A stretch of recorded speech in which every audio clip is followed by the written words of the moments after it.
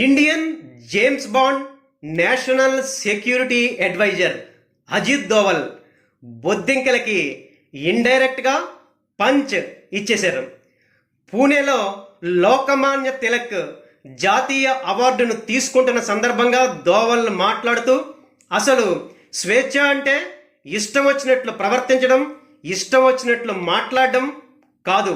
ఇప్పుడు భారతదేశంలో యువతకి ఎన్నో అద్భుత అవకాశాలు ఉన్నాయి. ఆ అవకాశాలను చేజార్చుకోకుండా ఉపయోగించుకోవాలి.